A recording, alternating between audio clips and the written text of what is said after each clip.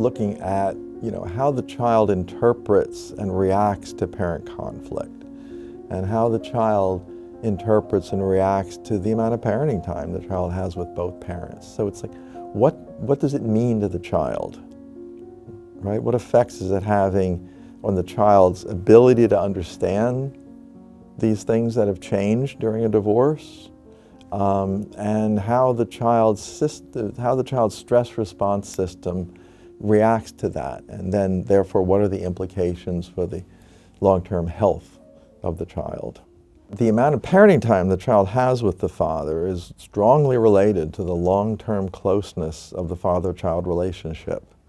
So going from 0% parenting time to 50-50 is highly related to strengthening of the long-term father-child relationship, and it doesn't detract from the mother-child relationship.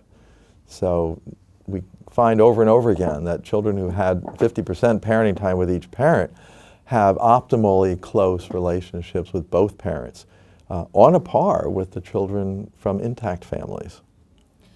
Well, time tells the child that they matter to the parents, right? So maybe for some families, 35% time would be sufficient for equally strong relationships with both parents, but not in general. And it's especially important to have more time when the parents are having conflict, or when they had a lot of conflict around the time of the divorce, because both of those homes seem to reassure the child that they are going to be cared for by both parents, even though the parents might have been in severe conflict around the time of the divorce.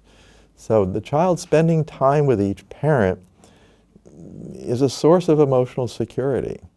When you think about, the longer a child goes without seeing a parent, the more room there is for the child to worry about why I'm not seeing that parent, and will I see them again. The fact that the child knows I have two equal homes is a source in itself of emotional security. But when the child feels insecure, it triggers the child's stress response system. And what that means is that it triggers the slow, chronic release of stress hormones. Those hormones serve a real purpose when the child is under acute threat. Those are the hormones that prepare you to fight or flee. Our bodies are set up for that. But under low-level threats, in the sense of worries about the continued availability of a parent, or worries about when are my parents going to start fighting again, and if they're fighting, are they going to forget about me? Are they going to hurt each other? Are they going to, abandon me? Is one of them going to leave?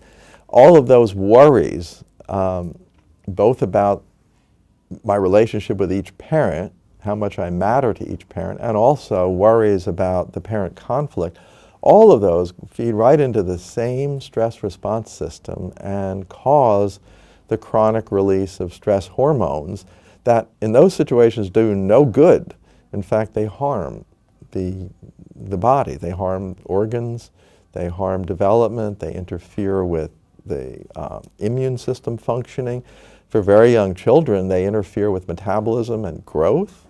We can see growth slowing down in infants even, whose parents are engaged in conflict.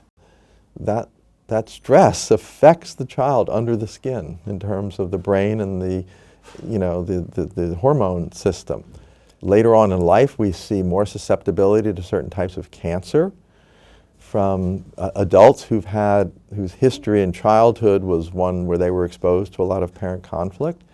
The public health literature has shown these effects of early family experiences decades later on serious mental and physical health problems, including early mortality, over and above other threats to health like smoking, drinking, exercise, cardiovascular problems. From what we understand, if this child's system gets dysregulated at a really early age, then it's harder to overcome that and get it back to a system that can manage stress and stay in a more equilibrium kind of state. Early stress is particularly harmful, but at any age it is. So, if infants had overnight time in our case it was at Dad's house, but it would work both ways, I think.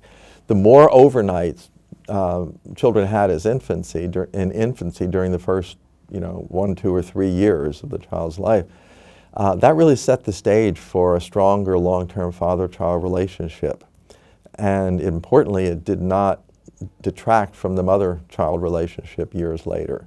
So there was a very strong and lasting effect of more equal parenting time during infancy. Yeah. We looked at the very first year when the child was 0 to 1. If the parents had been separated during that year, it was the number of overnights, even in the very beginning, that was highly related to the long-term strength and emotional closeness of the father-child relationship. And it makes sense from everything we know about how babies form attachments during that first year or two. It also makes sense in terms of how the parent learns about that baby and learns to be a parent and develops the caretaking abilities. Early parenting has a long-term effect over and above the parenting time that the child had during childhood and adolescence. It's almost like a lack of time in the beginning wasn't really made up for by parenting time later. In the sample that we studied, we found these lasting effects of early parenting time.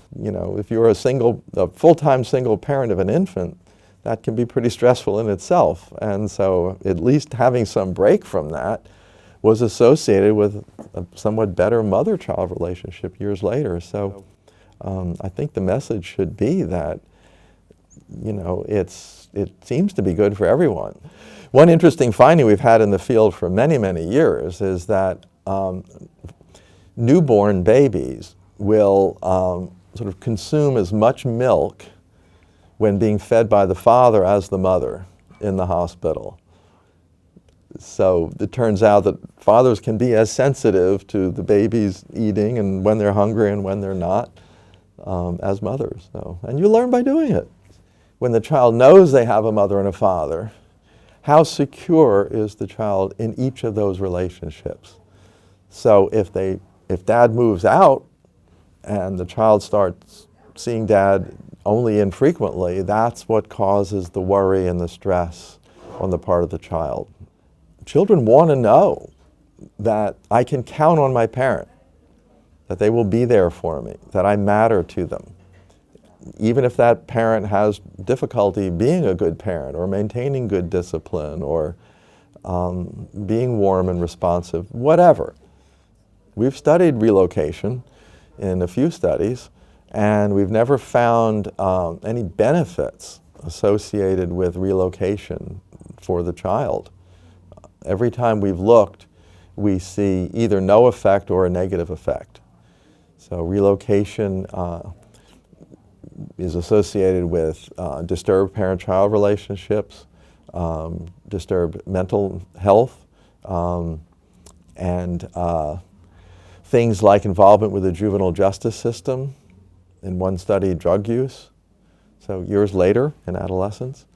And it didn't matter whether it was the mother who moved away with the child or the father who moved away without the child. In both cases, the child separated from the father, and we see exactly the same effects associated with each one. We talk about, should mothers be allowed to relocate with the children? I personally think, based on the research, that the conversation should also be, should we allow a father to move away without the children? If you look at it from the child's point of view and in terms of the child's best interests, both of those are equally harmful. Divorced fathers are at higher risk for several kinds of mental and physical and substance use problems. And it can be tied to their feelings of loss of their children. After we did the research and were confident enough that parenting time was going to be equal parenting time would be in children's best interest, it was a committee that was formed for the purpose of advising on family law, and we came together and decided that we would try to revise the statutes based on evidence.